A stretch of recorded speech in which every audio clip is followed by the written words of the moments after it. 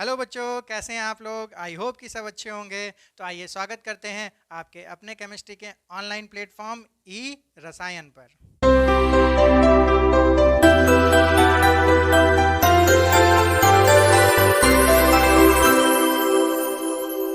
आज के सेशन में बच्चों हम लोग जो चैप्टर कर रहे थे उस चैप्टर का लास्ट टॉपिक को डिस्कस करने वाले हैं और वो टॉपिक है हमारा सॉल्ट।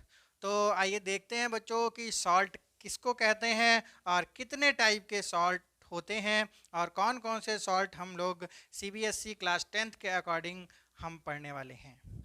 तो यहाँ पर बच्चों अगर हम लोग सॉल्ट के बारे में बात करते हैं तो सबसे पहले हम उसके टाइप्स को अगर देखते हैं तो बेसिकली जो हमारा टाइप होता है सॉल्ट का वो 3 टाइप्स के सॉल्ट होते हैं। एक हमारे होते हैं नॉर्मल सॉल्ट्स, नॉर्मल सॉल्ट्स। दूसरे होते हैं हमारे डबल सॉल्ट और जो थर्ड टाइप है उसको हम लोग बोलते हैं कॉम्प्लेक्स सॉल्ट। तो यहाँ पर जो 3 टाइप के सॉल्ट हैं हमारा नॉर्मल सॉल्ट, डबल सॉल्ट और कॉम्प्लेक्स सॉल्ट। तो बच्चों हम लोग अपने सिलेबस के अकॉर्डिंग जो सॉल्ट को पढ़ने वाले हैं वो हमारी कैटेगरी होगी यहाँ पर नॉर्मल सॉल्ट्स की, क्योंकि ये जो डबल सॉल्ट और कॉम्प्लेक्स सॉल्ट है ये अभी हम लोगों को नहीं पढ़ना है।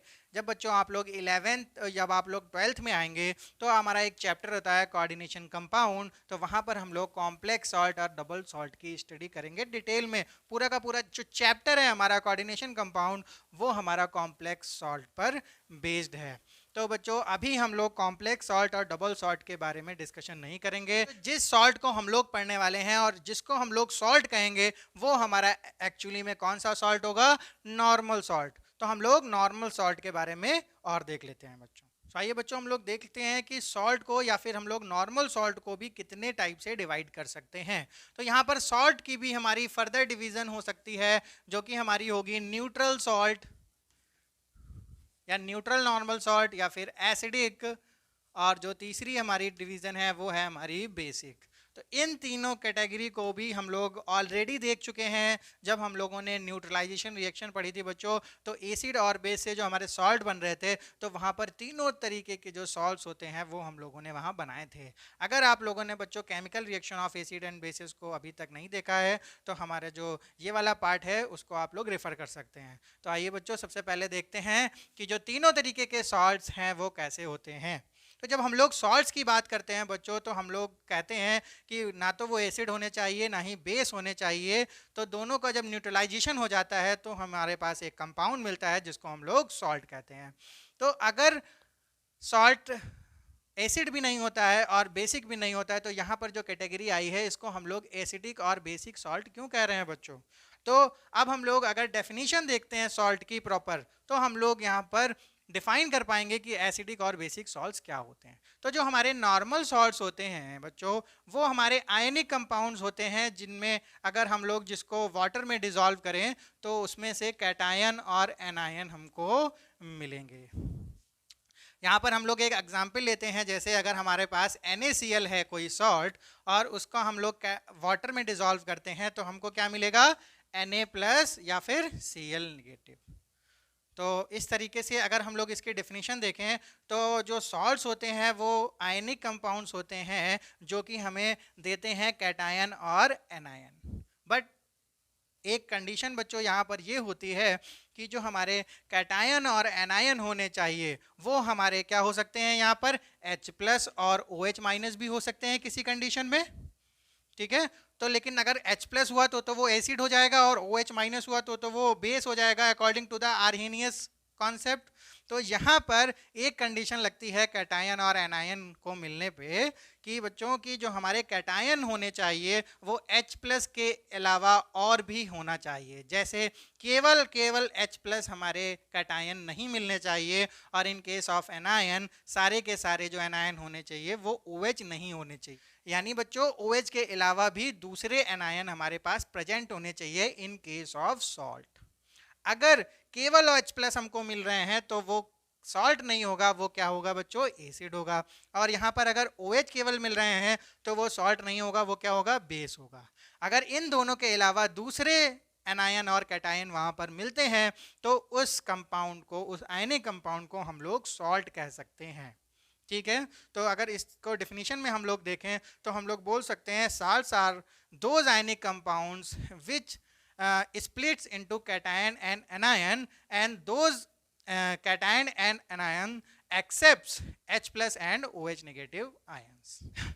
तो बच्चों यहाँ पर हम लोग और एग्जांपल्स देख लेते हैं नॉर्मल सॉल्ट्स के, जैसे हमारे क्लोराइड्स हो सकते हैं, सल्फेट्स हो सकते हैं, कार्बोनेट्स हो सकते हैं, एसीटेट्स हो सकते हैं किसी भी चीज़ के, जैसे हमारा Na2CO3, ये क्या है हमारा सोडियम कार्बोनेट। तो यहाँ पर हमारे पास कौन कौन से आयंस मिलेंगे, यहाँ पर हमारे पास मिलेंगे बच्चों कार्बोनेट आयन और सोडियम आयन। इसी तरीके से अगर हम लोग देखें कि सोडियम हाइड्रोजन कार्बोनेट, ये क्या है, यहाँ पर हमारा क्या मिलेगा Na+ और HCO3 नेगेटिव। अगर हम इसको भी ब्रेक करें तो एक हमारा H+ और CO3 डबल नेगेटिव। तो यहाँ पर बच्चों देख रहे हैं कि हमारे दो कैटायन है, H+ है और Na+ भी है, और एक हमारा यहाँ पर एनायन है। तो H+ के अलावा भी हमारे पास कैटायन अवेलेबल है, इसलिए इसको हम लोग बोलेंगे सॉल्ट, ना कि एसिड। तो यहाँ पर तीन तरीके की जो हमारी कैटेगरी बनी, न्यूट्रल, एसिडिक और बेसिक, इसको हम लोग ऐसे समझ सकते हैं कि अगर जो न्यूट्रल सॉल्ट होता है उसमें कोई भी H+ और कोई भी OH- या तो अवेलेबल ना हो या फिर क्या हो, इक्वल अमाउंट में अवेलेबल हो, जो इसको क्या कर देगा, न्यूट्रलाइज कर देगा। तो वैसे सॉल्ट हमारे कहलाएंगे बच्चों न्यूट्रल सॉल्ट्स। सो बच्चों इस तरीके से एसिडिक सॉल्ट में हमारे पास H+ आयन भी प्रेजेंट होंगे, और अगर हम लोग बेसिक सॉल्ट्स की बात करें तो वहाँ पर हमारे कैटायन एनायन तो अवेलेबल होंगे, लेकिन उसके साथ साथ OH नेगेटिव आयन भी हमारे प्रेजेंट होंगे। तो इस न्यूट्रल के केस में हमारी जो pH की वैल्यू होती है वो 7 होती है, और एसिडिक के केस में हमारी pH की वैल्यू लगभग कितनी हो जाती है बच्चों, 6 के अराउंड हो जाती है। और बेसिक सॉल्ट्स में pH की वैल्यू हमारी अराउंड 8 to 9 हमारी रहती है। तो pH की वैल्यू से भी बच्चों हम लोग सॉल्ट की आइडेंटिफिकेशन कर सकते हैं। तो बच्चों हम लोगों ने यहाँ पर देखा कि कितने तरीके के सॉल्ट होते हैं, और हम लोगों को बेसिकली किस सॉल्ट को यहाँ पर पढ़ना था, वो था हमारा नॉर्मल सॉल्ट, जिसको हम लोग सॉल्ट बोल रहे थे। तो अब हम लोग बच्चों देख लेते हैं कि ये जो न्यूट्रल, एसिडिक और बेसिक सॉल्ट्स होते हैं ये किस तरीके से प्रिपेयर किए जाते हैं।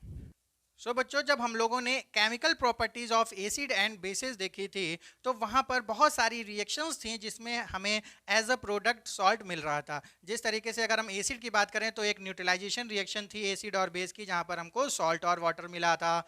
ऐसे ही एसिड की हमारी रिएक्शन मेटल से थी जिसमें हम लोगों को सॉल्ट मिला। ऐसे ही मेटल ऑक्साइड के साथ हमारी रिएक्शन हुई, और नॉन मेटल ऑक्साइड के साथ रिएक्शन हुई एसिड और बेस की, तो वहाँ पर भी हमको सॉल्ट एंड वाटर मिल रहा था। और भी हमारी रिएक्शंस थी कार्बोनेट, हाइड्रोजन कार्बोनेट के साथ, वहाँ पर भी हमको एज अ प्रोडक्ट सॉल्ट मिला था।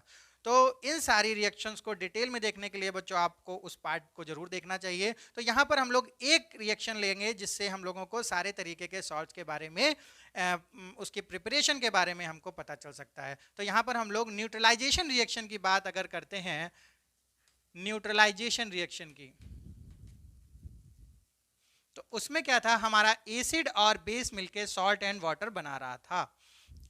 सो बच्चों यहाँ पर हमारी चार कंडीशन बनती हैं न्यूट्रलाइजेशन रिएक्शन की, जहाँ पर हमें सारे तरीके के नॉर्मल सॉल्ट्स मिल जाते हैं। तो अगर हम लोग पहली कंडीशन देखते हैं अपनी स्ट्रॉन्ग एसिड और स्ट्रॉन्ग बेस की, तो हमारा जो एसिड भी और बेस भी दोनों ही स्ट्रॉन्ग कैटेगरी के होते हैं। तो यहाँ पर जो हमको सॉल्ट मिलता है वो हमारा न्यूट्रल सॉल्ट हमको यहाँ पर मिल जाएगा। तो अगर हम कोई एग्जाम्पल लेते हैं तो हमारा स्ट्रॉन्ग एसिड अगर HCl है और स्ट्रॉन्ग बेस हमको NaOH अगर लेते हैं, तो हमारा सॉल्ट बनेगा NaCl और प्लस वाटर। तो यहाँ पर जो NaCl है वो हमारा न्यूट्रल सॉल्ट हो जाता है। तो ना तो ये एसिडिक होता है और ना ही बेसिक होता है, तो इसका जो pH लगभग होगा हमारा 7 के अराउंड। तो जो वीक एसिड और वीक बेस की अगर हम लोग बात करते हैं, तो यहाँ पर दोनों एसिड और बेसिस कौन सी कैटेगरी के हैं, वीक के। यहाँ पर हमारे स्ट्रॉन्ग कैटेगरी के थे। तो यहाँ पर भी जो हमको सॉल्ट मिलेगा बच्चों वो हमें होगा न्यूट्रल सॉल्ट मिलेगा। तो जब न्यूट्रल सॉल्ट मिलेगा तो एक एग्जांपल अगर हम इसका भी देखें तो CH3COH हमारा जो एसिटिक एसिड है वो वीक एसिड है, वीक बेस हमारा NH4OH यानी अमोनियम हाइड्रोक्साइड। इसमें हमको मिलने वाला है जो सॉल्ट वो होगा हमारा अमोनियम एसीटेट और वाटर। तो ये जो हमारा सॉल्ट है ये भी कैसा है, न्यूट्रल सॉल्ट है। तो यहाँ पर एग्जांपल अगर हम लोग और देखें तो स्ट्रॉन्ग एसिड HCl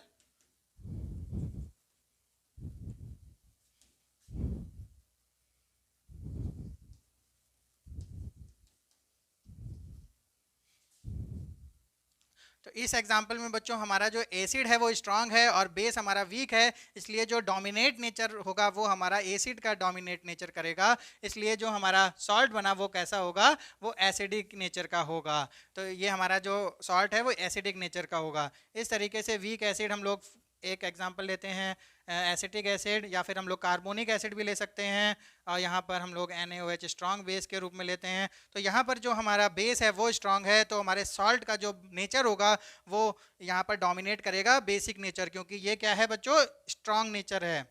तो यहाँ पर हमारा क्या बनेगा, CH3COONA, यानी सोडियम एसीटेट और वाटर। तो इस तरीके से बच्चों हम लोगों ने देखा कि हमारे एसिडिक सॉल्ट या बेसिक सॉल्ट या फिर हमारे न्यूट्रल सॉल्ट किस तरीके से फॉर्म किए जा सकते हैं। तो ये हमारा एग्जाम्पल था न्यूट्रलाइजेशन रिएक्शन का। ऐसे ही और भी तरीकों से हम लोग फॉर्म कर सकते हैं अपने सॉल्ट्स।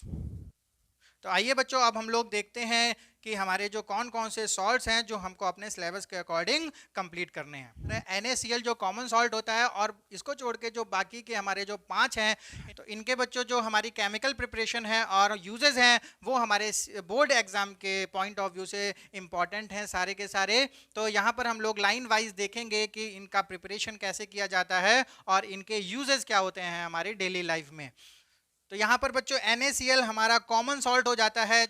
डेली फूड में आप लोग इस NaCl का यूज़ करते हैं, जो आपके टेबल पर भी कॉमन तरीके से रखा हुआ मिलता है, इसलिए हम लोग इसको टेबल सॉल्ट भी बच्चों बोलते हैं। तो कॉमन सॉल्ट होता है जनरली हमको कहाँ से मिलता है, सी से मिलता है, यानी समुद्र से मिलता है। तो जो हमारा समुद्री वाटर होता है, समुद्री पानी होता है, वो कैसा होता है, वो सॉल्टी होता है, उसमें NaCl मिला हुआ होता है। तो उसमें हम लोग फिजिकल मेथड से उससे हम लोग NaCl को एक्सट्रैक्ट कर लेते हैं। जो हमारा सॉल्टी वाटर होता है इसको हम लोग समुद्र के किनारे इकट्ठा कर लेते हैं, और वहाँ पर जो सूरज की जो गर्मी होती है, धूप होती है, वो बहुत ही तेज़ होती है, जिससे कि हमारा जो वाटर होता है वो वेपराइज हो जाता है, और जो हमारा प्रोडक्ट मिलता है वो प्रोडक्ट होता है हमारा NaCl, और उसको हम लोग प्योरीफाई कर लेते हैं, और प्योरीफाई करने के बाद उसको हम लोग पैकेज्ड करके अपने घरों में यूज़ करते हैं। तो इस तरीके से हमको NaCl मिलता है। तो दूसरे तरीके का सॉल्ट होता है बच्चों रॉक सॉल्ट, ठीक है, उसको हम लोग रॉक के फॉर्म में हमको मिलता है, तो उसको भी हम लोग नेचर से डायरेक्टली एक्सट्रैक्ट कर लेते हैं। तो बच्चों अब हम लोग बात करेंगे बाकी सारे जो हमारे सॉल्ट्स हैं उनके प्रिपरेशन की। तो सबसे पहले हम लोग NaOH के बारे में देखते हैं बच्चों। तो जो NaOH है इसको हम लोग क्या बोलते हैं, कास्टिक सोडा भी बोलते हैं, कास्टिक सोडा, या फिर जनरली हम लोग इसको कास्टिक भी बोल देते हैं। तो इसकी जो प्रिपरेशन है इसको हम लोग NaCl प्लस वाटर से हम लोग करते हैं, और यहाँ पर हमको मिलता है NaOH प्लस Cl2 और H2। ये रिएक्शन होती है बच्चों। इस रिएक्शन को हम लोग बोलते हैं क्लोर एल्कली प्रोसेस, और यहाँ पर हमको करना पड़ता है इलेक्ट्रोलाइजिंग। क्या करते हैं बच्चों, यहाँ पर हम लोग बिजली देते हैं, बिजली का झटका देते हैं। दैट मीन्स यहाँ पर हम लोग बैटरी लगाते हैं, किसमें, NaCl के सॉल्यूशन में, जिसको हम लोग बोलते हैं ब्राइन। जो हमारा NaCl का सॉल्यूशन होता है इसको हम लोग यहाँ पर बोलेंगे ब्राइन। ब्राइन क्या होता है, ब्राइन NaCl का सॉल्यूशन होता है 10% सॉल्यूशन, ठीक है।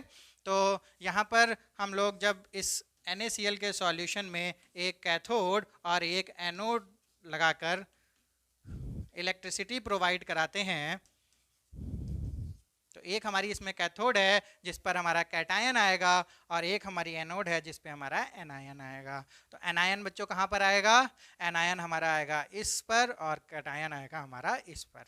तो यहाँ पर क्या होता है, जब NaCl टूटता है तो Na प्लस और Cl नेगेटिव में, और H2O हमारा टूट जाता है H प्लस और OH नेगेटिव में।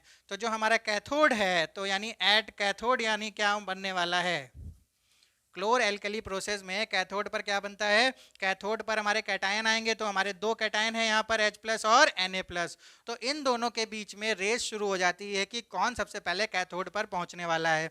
तो इसकी रेस में बच्चों जीत जाता है हमारा H प्लस आयन। तो H प्लस आयन इलेक्ट्रॉन लेके क्या बना लेगा, H2 गैस। तो हमारी जो कैथोड होती है वहाँ पर कौन सी गैस निकलती है, वहाँ पर निकलती है हमारी H2 गैस। ठीक है। तो इस कैथोड पे हमारी निकलेगी H2 गैस। इसी तरीके से अगर हम लोग एट एनोड बात करते हैं तो एनोड पर एनायन आएंगे, तो दो एनायन है हमारे पास, Cl नेगेटिव और OH माइनस। तो इन दोनों में फिर से कंपटीशन होगा, रेस होगी। तो इसमें हमारा जो एनायन है जो जीत जाता है वो है हमारा Cl नेगेटिव। ये एक इलेक्ट्रॉन को छोड़ देगा और बना लेगा Cl यानी क्लोरीन गैस Cl2। तो यहाँ पर हमारी कौन सी गैस लिबरेट होती है? Chlorine gas. तो तीन प्रोडक्ट मिलते हैं हमारे, एक क्लोरीन गैस, हाइड्रोजन गैस और जो हमारा Na+ और OH बना, ये मिलके हमारा बना लेता है सॉल्ट, और इसको बोलते हैं कास्टिक या फिर सोडियम हाइड्रोक्साइड। तो बच्चों इस प्रोसेस को हम लोग बोलते हैं क्लोर एल्कली प्रोसेस, क्लोर एल्कली प्रोसेस। और NaCl के सॉल्यूशन को हम लोग यहाँ पर 10% सॉल्यूशन को बोल रहे हैं ब्राइन। ठीक है। तो अब हम लोग देखते हैं कि हम लोग CaCl2 यानी ब्लीचिंग पाउडर को किस तरीके से प्रिपेयर करते हैं। सेकेंड नंबर पे सॉल्ट आता है हमारा CaCl2, जिसको हम लोग बोलेंगे बच्चों bleaching powder. Bleaching powder, bleaching powder हमारे जनरली घरों में भी यूज़ होता है। कभी कभी कहीं पर एक स्लिपरी तरीके से काई जम जाती है तो वहाँ पर ब्लीचिंग का यूज़ करते हैं हम। कभी कभी स्टेनिंग को दूर करने के लिए भी ब्लीचिंग का यूज़ करते हैं। तो यहाँ पर हम लोग बात करेंगे कि इसको कैसे बनाते हैं। तो इसको बनाने के लिए यूज़ किया जाता है हमारा क्लोरीन। तो क्लोरीन सबसे पहले हम लोगों ने देखा कि NaCl से हम लोग क्लोरीन बना सकते हैं अपना क्लोर एल्कली प्रोसेस से। तो यहाँ पर हम लोग बच्चों एक लेंगे लाइम, स्लेक्ड लाइम।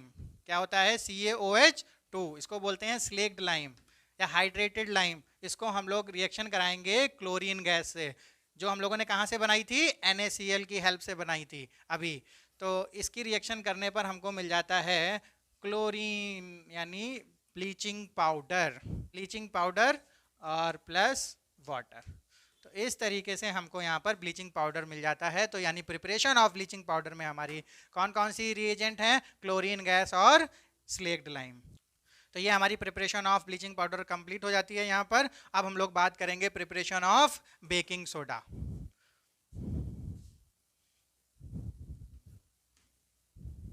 इसको हम लोग बच्चों बोलते हैं बेकिंग सोडा, या फिर हम लोग इसको बोलते हैं खाने वाला सोडा। तो बेकिंग सोडा को बनाने के लिए यहाँ पर यूज़ किया जाता है फिर से NaCl का। जैसा कि हम लोगों ने पहले बताया था कि हम लोग ज़्यादातर रॉ मटेरियल क्या यूज़ करेंगे? NaCl। तो NaCl के साथ हम लोग यहाँ पर यूज़ करते हैं वाटर प्लस कार्बन डाइऑक्साइड और प्लस अमोनिया गैस। ठीक है। ये सारे रिएजेंट्स होते हैं जिसकी हमें हेल्प लेनी पड़ती है, और हमारे पास जो प्रोडक्ट आता है वो होता है NaHCO3 और हमारे पास आता है NH4Cl।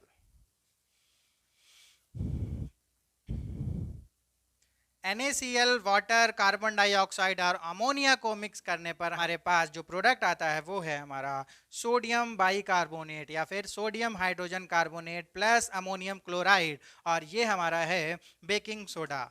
इस तरीके से हम लोग इस बेकिंग सोडा का प्रिपरेशन करते हैं। अच्छा, इसमें एक और केमिकल प्रॉपर्टी है। इसकी अगर प्रॉपर्टी के बारे में अगर हम लोग यहाँ पर बात कर लें तो ये कि जो NaHCO3 होता है ये एसिडिक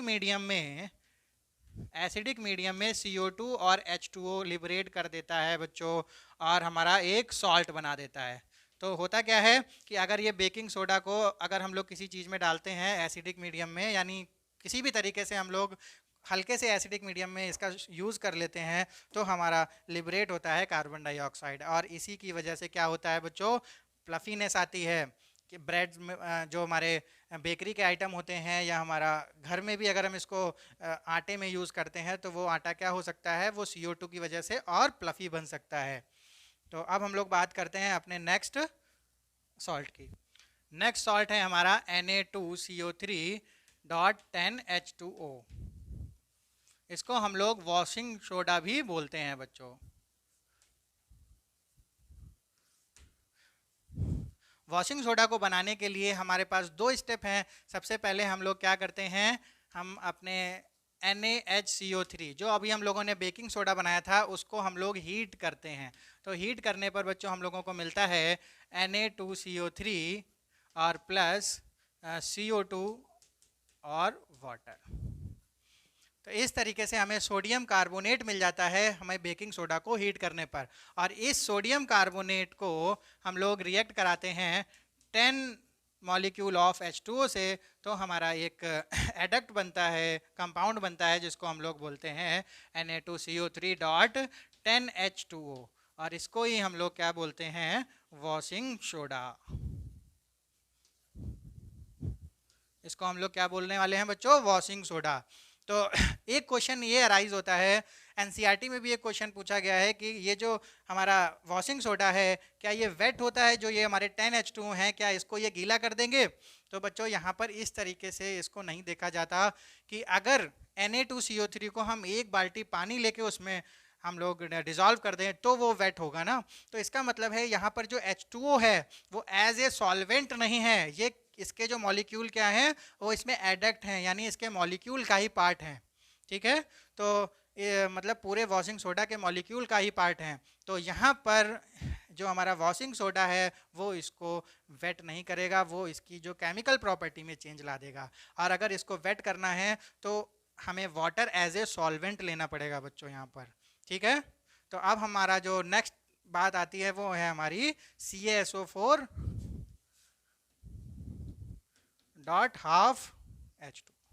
इसको बच्चों क्या बोलते हैं, इसको हम लोग बोलते हैं प्लास्टर ऑफ पेरिस यानी POP। तो इसकी प्रिपरेशन कैसे होती है, जो हम लोग करते हैं जिप्सम से। जिप्सम क्या होता है, जिप्सम होता है CaSO4 डॉट 2H2O। तो ये हमारा बोला जाता है जिप्सम। तो जिप्सम को जब हम लोग हीट करते हैं एट 373 केल्विन पे, लगभग इतने टेम्परेचर पे अगर इसको हम लोग हीट करते हैं तो ये स्प्लिट हो जाता है, यानी जो इसका मॉलिक्यूल ऑफ वाटर है वो निकल जाता है। तो यहाँ पर बचता है हमारा CaSO4 हाफ H2O, यानी लगभग हमारा 1.5 molecule of H2O get liberated और गेट डिटैच्ड फ्रॉम जिप्सम। तो हमें बना, हमारे पास क्या आया, CaSO4 डॉट हाफ H2O, और इसका नाम होता है हमारा प्लास्टर ऑफ पेरिस।